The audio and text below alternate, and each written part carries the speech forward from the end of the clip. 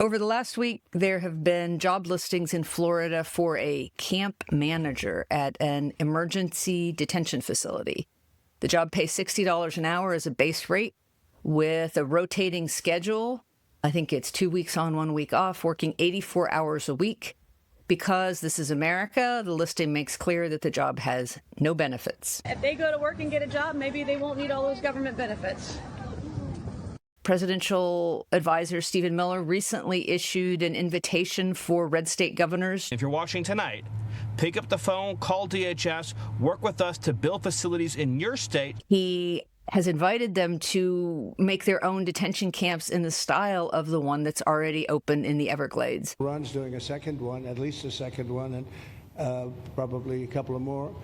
And President Trump has previously noted that he hopes to see a network of facilities like the Everglades camp pop up around the country, too. At some point, they might morph into a system where you're going to keep it for a long time. So today, I want to talk about the bureaucracy of detention. You know, it's not that far away from jails that take years to build and money is spent and wasted. How systems grow, how existing institutions choke on these new camps for a time without being able to block them, and what that means in terms of trying to stop those who want to create a concentration camp society today. I've called what's happening in the Everglades a concentration camp, and it's worth taking a minute to ask where such a camp comes from. And you look at it, it's incredible.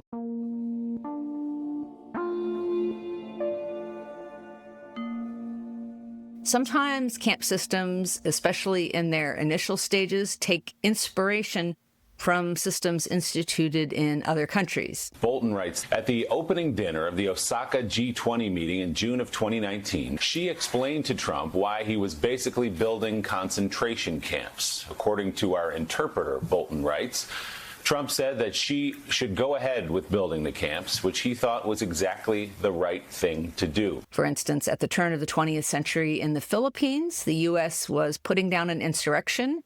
America had won the Spanish-American War of 1898 and had taken over Spanish territories abroad. It offers a way for the United States to express both of its impulses. The impulse to make a statement to the world, we are an imperial power. And on the other hand, the opportunity to say, we are bringing our heritage of liberty and freedom and democracy to people who want it. The U.S. apparently promised independence to the Philippines. The Filipinos had been led to believe that the Americans were their redeemers, their liberators. If it had done so, as the Philippines claimed, it reneged on that promise and wound up with a fierce rebellion on its hands, just as the Spanish had had before them. The people struggle for their independence, absolutely convinced that the time has come when they can and should govern themselves.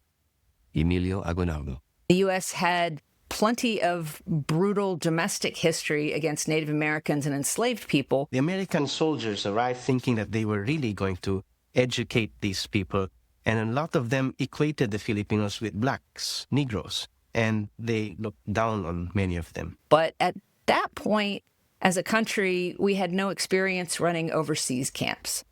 And it was recent history in Cuba, the existence of concentration camps there, that America looked to as it expanded into the Philippines. Hundreds of thousands of Cubans were herded into concentration camps. Spanish camps for civilians in Cuba, known as reconcentración, had been a core reason that the U.S. had gone to war against Spain in the first place. Their plight became daily fodder for William Randolph Hearst and Joseph Pulitzer, who beat the drums of war to build their newspaper empires. But we unfortunately repeated that history at our first opportunity. Similarly, in China, after the Chinese Revolution of 1949, Mao adopted remolding individuals through hard labor as a national policy in ways that very much echoed the reforging concept that the Soviet Union had embraced in building its concentration camp system, the Gulag. Laogai camps were technically just for work and re-education through labor, if you will. And there were rules that prevented the camp officials from torturing and abusing the prisoners. However, the rule set was purely technical, and creative camp leaders were able to torture prisoners who didn't fill their daily work quota with tricks like tying them to bamboo poles and exposing them to mosquitoes and elements without ever actually hitting them. The very first Minister of Public Security for the People's Republic of China hung a portrait of Felix Dzerzhinsky, the first director of the Russian secret police, in his office. Years later, when Nikita Khrushchev denounced the cult of personality under Stalin in Russia and began to move the Soviet Union away from the Gulag model, Chinese officials kept up their repressive model, believing they were carrying on the true form of communism. As The Atlantic reported in 2013, the Laogai camp system didn't exactly go away with Mao. It's indeed survived at modern times, providing a handy workforce with minimal costs. So cross-border concentration camp influence is real. That is, if true, obscene. The President of the United States of America signing off with the Chinese president, go ahead and build your concentration camps, locking up this ethnic minority. It's no accident that Eastern Europe, Cuba, and Vietnam all embraced Gulag-style camp systems to varying degrees at varying points. And for its part, the West, uninterested in Soviet-style camps after World War II, instead reinvented and repeated the colonial-era camps used half a century before. The French in Algeria and the British in Kenya repeated turn-of-the-century camps that had existed in Cuba, the Philippines, and southern Africa. Despite Britain's campaign, the Mau Mau movement spearheaded Kenya's independence movement. Jomo Kenyatta, a Mau Mau leader who had been imprisoned in 1953, eventually became the Prime Minister of an independent Kenya in 1963. In 2013, the British government finally reached an agreement with lawyers acting for the victims. Sometimes it happens other ways. Sometimes immigration itself facilitates the spread of concentration camps. Decades after the end of World War II and after an influx of Nazis to Argentina, detainees in the athletic club of Buenos Aires under dictatorship were interrogated under a photo of Hitler, and they were forced to salute it. Argentinian President Javier Milei last month, he said that he will grant full access to financial documents relating to Nazi fugitives who settled in Argentina at the request of the United States, as the Argentinian government will comply and grant access to documents actually relating to the escape routes, the so-called rat lines that helped Nazis escape Europe after the Holocaust. And sometimes immigration can influence concentration camp history in unusual ways. For instance, after Leon Trotsky's capture by the British Army on his way back to Russia after the 1917 revolution, he found himself, instead of being in Russia, detained in a World War I concentration camp in Canada. The New York-based Trotsky had boarded a steamer to Russia as soon as he heard the news of the revolution. But during a stopover in Halifax, Canadian authorities had detained him as a dangerous socialist. For a month, Trotsky was held at Amherst internment camp in Halifax, where he garnered a reputation as a difficult prisoner prone to making fiery Marxist speeches to the camp's retinue of captured German sailors. Russia was technically allied with Great Britain and Canada at the time, but British officials knew that Lenin and Trotsky had vowed to take Russia out of the war and to abandon the West. So they detained him. And not long after his release was negotiated, and then he subsequently returned to Russia, Trotsky wrote a pamphlet for distribution by the Red Army that all Russian soldiers were expected to read, and it detailed his experience in a Canadian concentration camp. And in it, he famously wrote, "So much for democracy." He never forgave Canada, saying for the rest of his life that he had been humiliated at a Canadian concentration camp. In a worse development, in the summer of 1918, years before the Soviet Union was even established, Trotsky proposed putting internal class enemies into concentration camps too.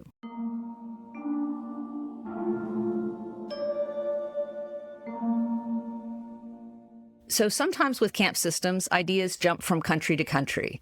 But at other times, a country's own history provides the inspiration. Trump's policy advisors are discussing drafting a proposal to reinstate a registry for immigrants from Muslim countries,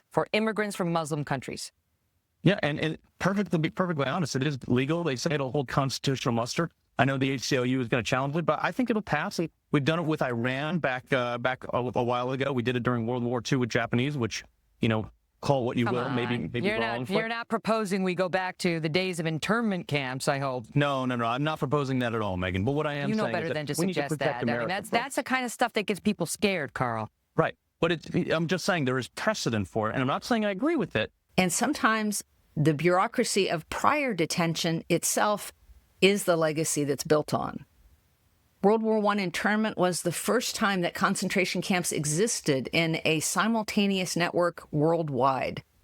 Opposing countries had them, and because of imperial territories, especially British imperial territories, concentration camps during World War I ringed the planet.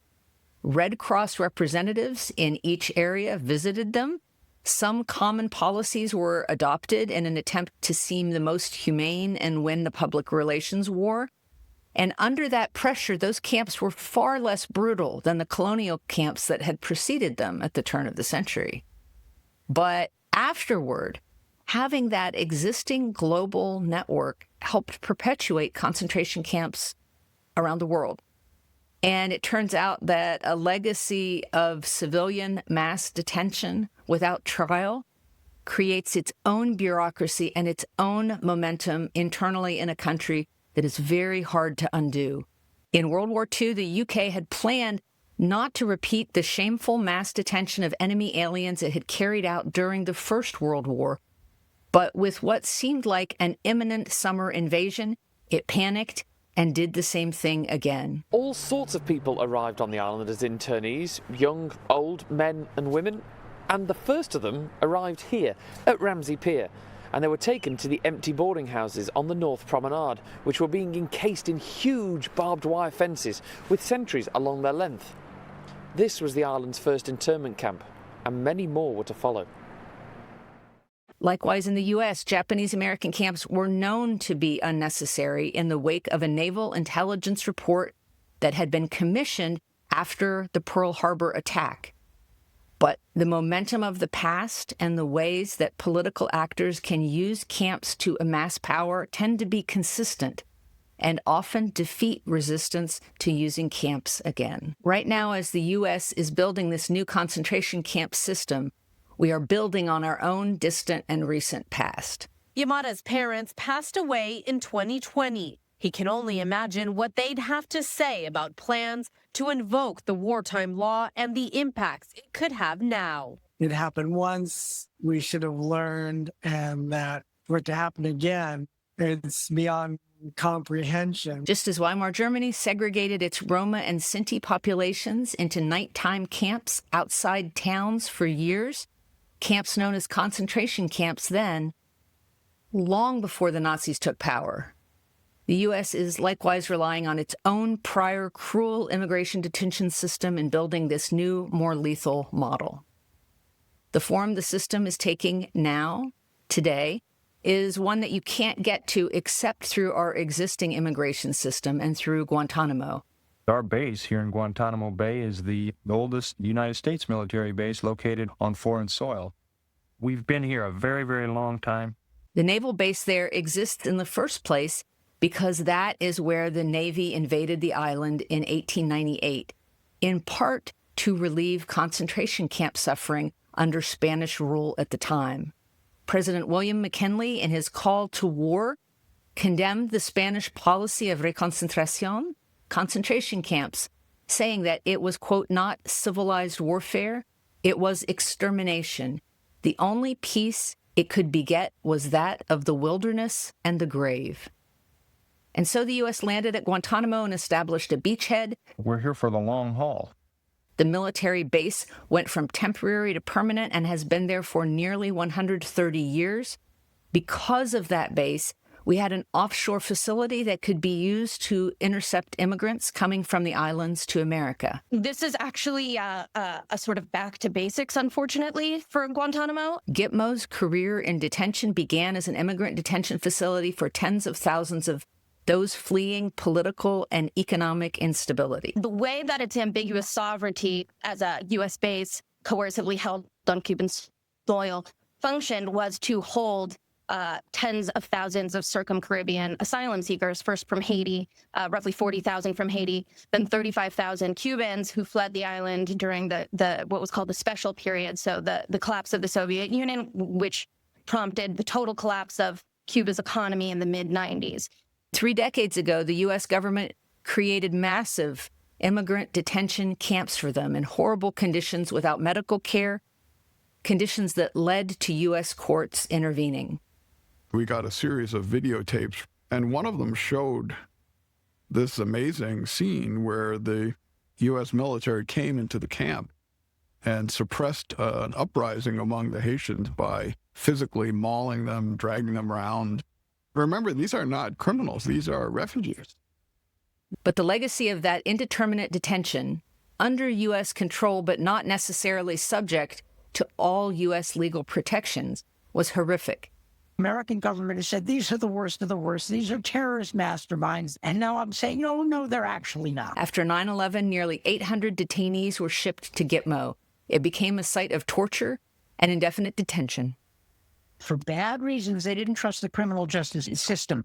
It gives too many rights to prisoners. There was a sense that the old rules had to be thrown out. The U.S. also claimed that international law didn't apply to these detainees either. And has remained open in that latter capacity for more than 2 decades without trials for the remaining detainees. As you know, Gitmo, we're keeping that open, and we're going to load it up with bad dudes. Gitmo is holding immigration detainees again. CBS News learning the Trump administration is using the naval base at Guantanamo Bay to detain dozens of foreigners from 26 countries. Detainees the government is once more claiming are a national threat and the worst of the worst, the most heinous of the most heinous. Now, we don't even know who is there. Gitmo is back to being a black site. The original sin is that we created an institution outside and designed to be outside the rule of law. All along the way at Guantanamo, from immigration detention in the 1990s to its role in war on terror detention to today, the courts have choked on executive branch policies. Eventually, the Supreme Court stepped in. In a series of decisions, the court ruled that Guantanamo detainees were entitled to challenge their imprisonment in court. They deliberated, withholding rights and then extending them, only to limit them. The military courts were extremely slow and ineffective. 3 convictions had been overturned by 2016, and transfers became more complicated. Again, the system was struggling against itself. And however unjust the prior system was, make no mistake that the next system can be worse. And we had a great court victory, as you know, on Friday that allows us to do what we have to do from the Supreme Court of the United States. In concentration camp history, it typically is. Thank you very much. Overall immigration enforcement spending in the U.S., as just approved by Congress, is now rivaling that of the military budget of Russia, a country 3 years into open war on Ukraine. The U.S. is now at war on its own residents, and the government is just beginning to build the detention network that will shape the terms of that conflict. In addition to worrying about what is happening this very minute, we have to keep in mind how this will evolve and what legacy it might leave. Congressman Maxwell Frost reported that during his recent visit to the Everglades concentration camp, a detainee called out to say he was a U.S. citizen. There's a deliberate attempt here, it seems, to keep these immigrants and keep these people from their right of due process, of course, but also their right of even being able to speak with their counsel and their family. Countless non-citizens have been subjected to violent arrest and arbitrary detention. Several U.S. citizens have been briefly detained that we know about, and it's likely there are many more.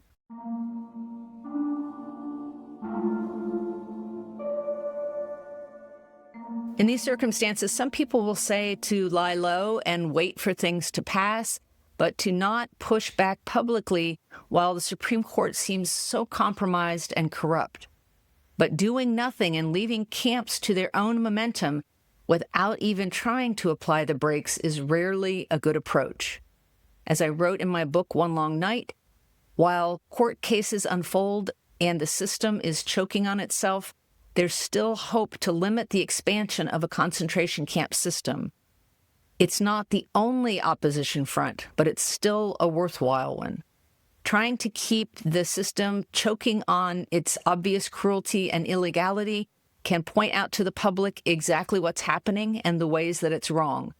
It's sometimes the only hope to have a system that will do anything at all. To be honest, many times rulings will go against us. But if the system isn't exercised at all, it will atrophy even more quickly. So we have to push back at every point, but we are likely to lose a lot of the cases that reach the Supreme Court, as happened a week ago with 8 men sent to South Sudan. But the unjust rulings create a roadmap of errors and accountability for what needs to be undone or bulldozed to rebuild the country. Some things will actually be stopped through these kinds of efforts. Kilmar Abrego Garcia was brought back from El Salvador against the clear wishes of the president and his allies. This week, Dr. Jonathan Caravello, a U.S. citizen and California Faculty United Union member, was released from federal custody after days of detention following his protest of an immigration raid. The night before Jonathan was kidnapped, he was speaking at City Council to defend his students against the most recent ICE raids in our community. Many of my students are undocumented and many of their families are undocumented.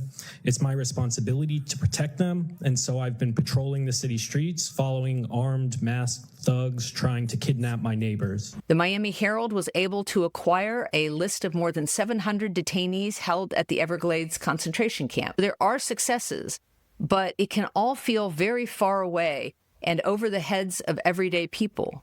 So keep in mind that smaller versions of these big fights play out every day, and those you can have real effects on. So do what you can to keep arbitrary detention from becoming legal.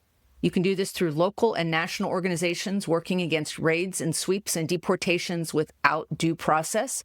You can reach out to the families affected.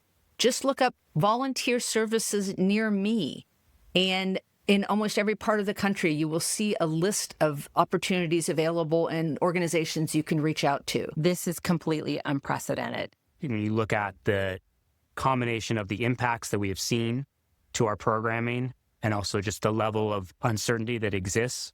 Folks are living so on the edge that one bump in the road just knocks them right off course. Just recently, we served the single greatest number of households in a single day in the food bank. In addition, we serve the greatest number of households in a single week. You can raise public awareness of and increase pressure for the return or release of detainees that are still held, too. You can encourage your representatives to visit detention facilities in your area, as happened with the visit from Representative Frost that I mentioned earlier. Along with him, Representatives Abby Wasserman Schultz, Darren Soto, and Jared Moskowitz also visited the Everglades camp, as did several state representatives. We've heard of the toilets not working. Yes, there's 3 in each cage, but sometimes 2 of them don't work. We actually heard a story of one night when one of the toilets backed up and started spewing essentially feces around the cage, and it wasn't until hours later till they were moved to another one. Even though officials surely got a sanitized view of what was happening, their condemnations help keep these events in the news. Just like the LA Dodgers ownership was presented with public unhappiness over ICE using stadium parking lots, you can try to keep local business owners from giving ground on ICE raids when not required to by law. By knowing your rights and others and knowing what's happening locally, you can help people stay safe and avoid arrest in the first place as well. ICE officers are reportedly demoralized just at the moment that the agency needs to do massive recruitment. ICE agents used a sledgehammer to remove a man from his car. 29-year-old Juan Francisco Mendez, originally from Guatemala, has no criminal record, and according to his attorney, was not the man agents were looking for. They said they were looking for a certain individual by a different name. And I said, that's not my client. Government attorneys are quitting rather than representing Trump's policies in this second administration. 69 out of roughly 110 lawyers in the federal programs branch have either walked out or announced they're leaving. Why? Because they're being pressured to violate their ethical obligations. Some were told they might be forced to misrepresent facts or legal issues in court. Others feared retaliation if they refused. This kind of discouragement, this kind of shunning and shaming is work we can all help with. And where we lose in courts, and we will lose in court, but where we do, we can press on in the court of public opinion and use the vast majority of Americans' unhappiness with what is going on. Remember, 79% of Americans now favor immigration and think it's good. We can take that direct reaction to Trump's overreach and use it to educate and mobilize more people to take action in turn. On July 17th, Good Trouble Lives On demonstrations will take place across the country, supported by dozens of nonprofit groups. We will not go back. We've come too far, and we're not going to give up now. Remember that the No Kings movement has 2 more upcoming Wednesday night sessions remaining in its 1 Million Rising Strategic Non-Cooperation to Fight Authoritarianism series. When there is a civil resistance movement, what they found was that over half the time, 51.7% of the time, then the movement was able to be successful. 2 things here. One, I don't love those numbers. I mean, it's still a coin toss, not my ideal. I would love it to be much stronger. But the second thing is that with the civil resistance movement, they found that the movement was able to make the country more democratic than it had been before. And I think that's critical for us to understand. We're not going back. The first was devoted to strategic non-cooperation. Gene Sharp wrote, "By themselves, rulers cannot collect taxes, enforce repressive laws and regulations, keep trains running on time, prepare national budgets, direct traffic, manage ports, print money, repair roads, keep markets supplied with food, make steel, build rockets, train the police and army, issue postage stamps, or even milk a cow." People provide these services to the ruler through a variety of organizations and institutions. If people would stop providing these skills, the ruler could not rule. While upcoming sessions will teach attendees how to become trainers themselves and how to launch events of their own. Press in the courts, press close to home, and be in the streets, carrying signs and handing out flyers so that people learn what's actually happening. Take advantage of this window in which the system is still choking on itself to do as much as possible to limit the current growth of the U.S. concentration camp system. We're in what some people call a moment of an authoritarian breakthrough. So what does that mean? That means that authoritarian breakthrough is a window in which a would-be or wannabe king is attempting to very quickly consolidate power in order to eliminate checks on their own power so they can get away with whatever they want to get away with. Grave offenses are going to happen. They are already underway. But each person who is released, each person who is returned, each person who is never arrested or detained in the first place is its own worthwhile outcome. We have to work to keep our system from even worse possible futures that we can't yet imagine. Resisting what's happening in concrete ways today builds its own legacy, too. And that's it. Thanks for listening to Next Comes What. Please share this with anyone who's looking for ways to help each other survive this mess. To support this podcast, please subscribe at AndreaPitzer.com and consider giving Next Comes What a 5-star review where you get your podcasts. Our goal is to keep this utterly free, and we hope that we'll use it and that you will find ways for it to be helpful for you and keep you motivated and keep you going. But if you do have the means, I encourage you to become a paid subscriber, and you can do that at AndreaPitzer.com and just go to the newsletter link, which is in the first paragraph of the homepage, and you can sign up from there. Thank you for listening, and thank you for watching.